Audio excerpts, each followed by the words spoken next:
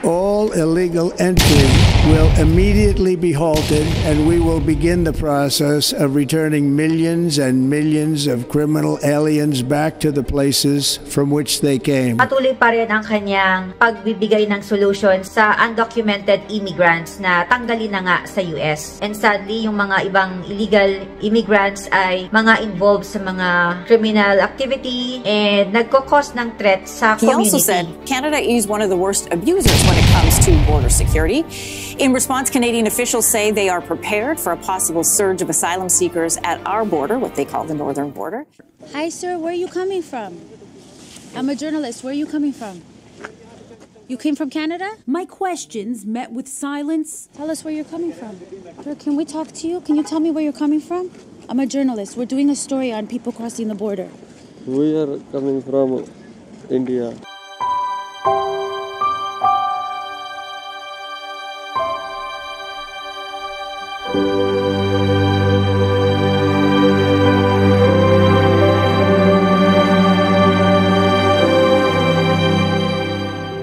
Hi guys! Welcome po sa aming channel, and today pag-uusapan po natin ng isang mainit na issue at ito ay patungkol sa mass deportation sa ilalim ng nagbabalik na Trump administration at kung paano magiging apektado ang Canada sa mangyayaring ito.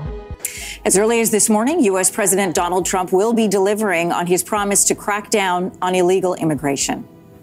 All illegal entry will immediately be halted, and we will begin the process of returning millions and millions of criminal aliens back to the places from which they came. So that was his speech earlier on, and then hours after his inaugural address, Trump signed a flurry of executive orders declaring a national emergency at the border with Mexico, launching a mass deportation operation, and saying he would end birthright citizenship.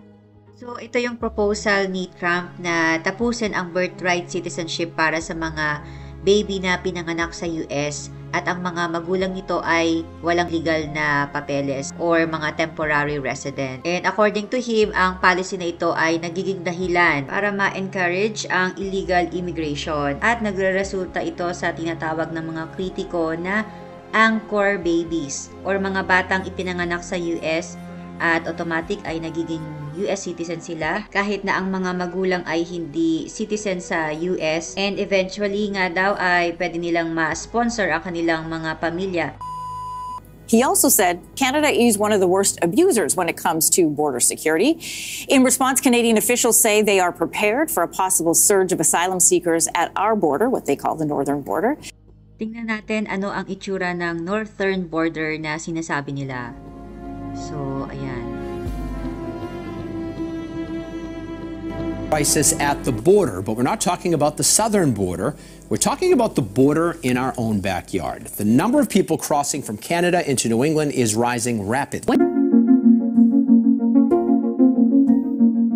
Under the cover of darkness, people emerging from a vehicle after it pulls up to a gas station in Plattsburgh, a city in Clinton County, New York. It's located more than 300 miles from New York City and less than 30 miles from the Canadian border. Hi, sir. Where are you coming from? I'm a journalist. Where are you coming from? You came from Canada? My questions met with silence. Tell us where you're coming from. Reluctance. Ma'am, where are you coming from? Can you tell me? And refusal. No. No, you don't want to talk? They start walking away, and we follow them. Sir, can we talk to you? Can you tell me where you're coming from? I'm a journalist. We're doing a story on people crossing the border. We are coming from India. Can you show me the documents? No, ma'am. The letterhead identifies the document at a glance. It's from the federal government, the kind of document given to asylum seekers. What did they say to you? After crossing the border illegally. At the border, what did they say? Nothing. You crossed the border, the Canadian border? Yes. Makikita din natin guys, no, yung hirap talaga ng pagiging illegal immigrants at ito, tumatawid sila ng border. Hindi natin ma-imagine talaga ang stress din na ayun, nangyayari dito. At talagang napaka-komplikadong issue. Ang deportation na ito ay hindi lamang problema ng US. Ito ay may malaking epekto rin sa mga bansa katulad ng Canada, lalo na sa mga border areas.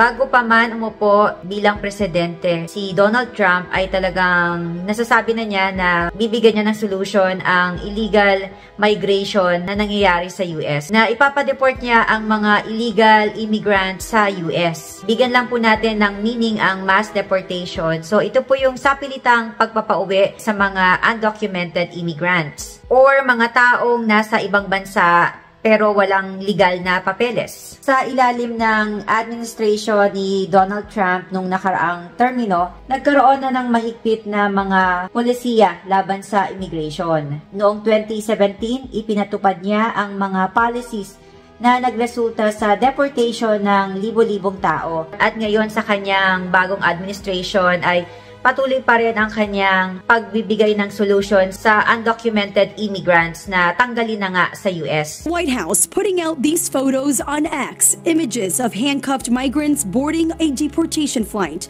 The social media post says, in part, the administration deported hundreds of illegal immigrant criminals via military aircraft. The first flight took off from Biggs Army Airfield in El Paso, Texas. At nabuo din ang Immigration and Customs Enforcement or ICE. Nagsimula na nga sa kanilang tinatawag na Targeted Enforcement Operations. Ang purpose nito ay arestuhin at i-deport ang mga undocumented migrants, lalo na sa mga tinatawag na sanctuary cities tulad ng Chicago, New York, Los Angeles, at Miami.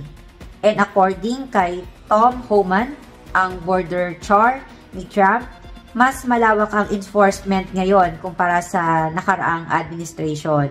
So, hindi lang mga criminal or may mga kaso ang target, kundi pati mga matatagal nang naninirahan sa US na walang legal na papeles. At ang malaking question natin na mga taga-Canada, bakit maapektuhan tayo? Sa mga nakaraang taon, nakita natin ang direktang epekto ng mga immigration policies ng US sa Canada. Noong panahon ng mahigpit na border control policies ni Trump, libo-libong asylum seekers ang nagsipuntahan sa Canada, lalo na sa mga lugar tulad ng Roxham Road sa Quebec. Kita natin ang itsura ng Roxham Road. So, ayan. At ang tanong, bakit nga ba sa Canada nagsisipuntahan? Dahil, I guess may idea na ang iba sa inyo. So, ang Canada kasi kilala siya bilang isang welcoming countries para sa mga refugees. And naalala ko itong na-post ko before, kind of reality na nangyayari dito sa Canada patungkol nga sa pagtanggap ng Canada sa mga refugees. Hi, welcome to Canada. Oh, refugee? Yeah. Here's your blanket and Walmart gift card. Thanks. Have a good one. Yeah. Hello. Welcome to Canada. Oh, you're Canadian. Welcome back. Things feel different now. You'll see. But the sad reality ay meron pong nangyayaring challenges or consequences sa part ng Canada. So kung magpapatuloy po ang mass deportation ng US at dito sila sa Canada magsisipuntahan, ay definitely tataas ang bilang ng mga asylum seekers natin dito. Ang big question, paano haharapin ng Canada ang biglang pagdami ng mga tao na gustong makahanap ng security dito? At na-feature na nga rin natin sa ating mga nakaraang video about sa 4.9 million expiring visas. Natakal doon ang backlog ng IRB or yung departamento na nagpa-process ng mga asylum claims na ito ay backlog na. So kung merong magiging bagong surge ng mga asylum application, ayun po, magiging challenge na naman ito. Because you've made public statements repeatedly claiming and saying and alleging, based on IRCC data, that that is not what's going on. And that's why the IRB now has a record number of backlogged applications for asylum. And you have said that tens of thousands of them are actually international students who are staying longer to applying for asylum. And you're claiming they don't have a legitimate claim to make. That those are your quotes, the headlines you're generating by doing communications out there.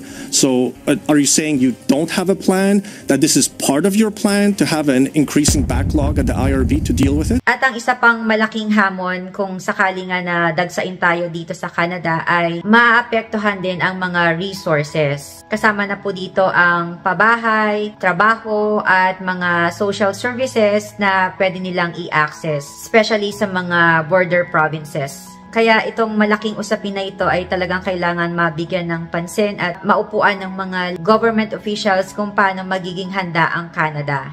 So, ayun guys, sa huli, masasabi natin na isang komplikadong issue ang mass deportation. At kailangan ng matinding cooperation, compassion, at makapag-come up ng tamang solusyon.